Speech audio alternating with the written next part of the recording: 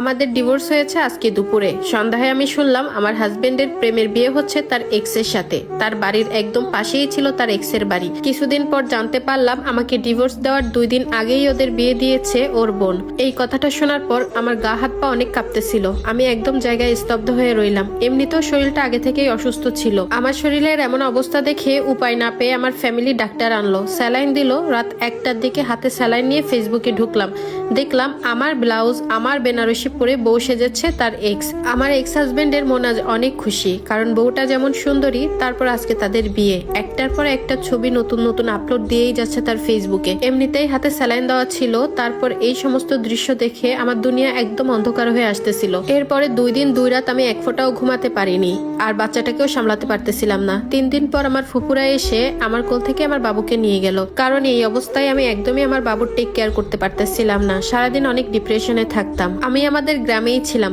দুপুরে আমার হাজবেন্ড ওর নতুন বউকে নিয়ে মামার বাড়িতে ঘুরতে এসেছে। আমার শাড়ি পরিয়ে আমার বাড়ির সামনে দিয়ে গিয়েছে। ওর মামার বাড়ি আমার বাড়ির পাশেই।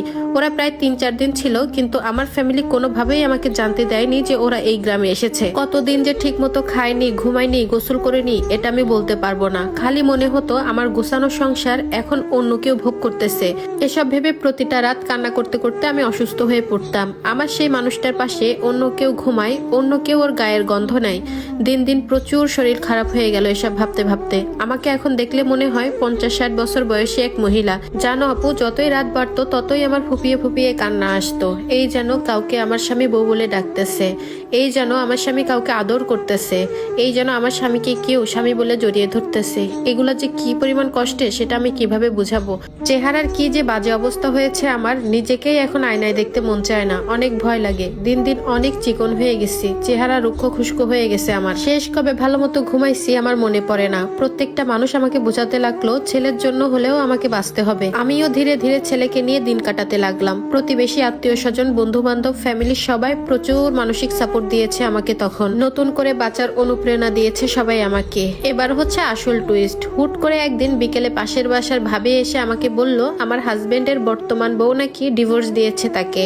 আমি যেন ওদের মাফ করে দিই। ছেলের মুখের দিক তাকিয়ে আমি যেন আবারও যাই সেই ঘরে। আমার এক্স হাজবেন্ড এখন আমার মামার বাড়ি এসে ঘুরঘুর করতেছে আমার জন্য, এবং সে নাকি অনেক কষ্ট পাচ্ছে। তার ছেলের জন্য অনেক মায়া লাগতেছে তার। আমার স্বামী নাকি এখন একে ওকে ধরে আমাকে আনার জন্য অনেক কান্নাকাটি করে। জানো আপু একটা কথা, আমি ছোট থেকে অনেক আদরে মানুষ হয়েছি। আমাকে গালে তুলে না খাইয়ে দিলে আমি খেতাম না। সেই আমি সংসার করার জন্য মুখ বুজে চাকরানির মতো জীবন পার করেছি।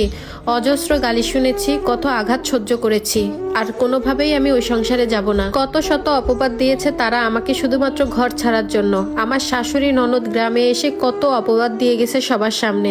শাশুড়ি তো শুরু থেকেই সহ্য করতে পারতো না, আর আমাকে সহ্য করবেই বা কেমন করে আমার শাশুড়ি আর ননদ, কারণ তারা একসময় আমাদের বাড়িতে কাজ করতো। আমাদের বাড়িতে কাজ করেই তাদের সংসার চলতো, পেট চালাতো। আমার এক্স হাজবেন্ডের এত স্বাদের বউ, যাকে বিয়ে করার জন্য আমাকে এত এত অপবাদ দিল। শ্বশুর শাশুড়ি ননদ কেউই বাদ রইল না। সেই এত স্বাদের বউই নাকি তাদের সকল টাকা পয়সা সোনা দায়না নিয়ে রাতে ভেগেছে। আর এই বিষয়টা শোনার পর আমার যে এত এত খুশি লেগেছে আমি কিভাবে বলবো। দীর্ঘ 5 মাস পর আমার এক্স হাজবেন্ড এসেছে আমার ছেলেকে দেখার জন্য। আমি দেখতে দেইনি। এতদিন যে ছেলেকে ছেড়ে থাকতে পেরেছে সে সারা জীবন থাকতে পারবে।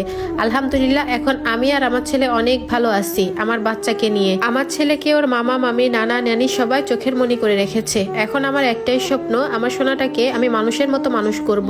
ওর জন্য সবাই দোয়া করবেন আপুরা, যেন আমার বাচ্চাটা ওর বাপ দাদার বৈশিষ্ট্য একটুও না পায়। আমার জন্য সবাই দোয়া করবেন। আর এই স্টোরিটা একটা আপুর লাইফ থেকে নেওয়া। আসলে যারা 2 বিয়ে করতে চান, বিশেষ করে ছেলেরা, তারা একটু ভেবেচিন্তে করবেন, কারণ প্রথম স্ত্রীর মতো কখনোই দ্বিতীয় স্ত্রী হতে পারে না।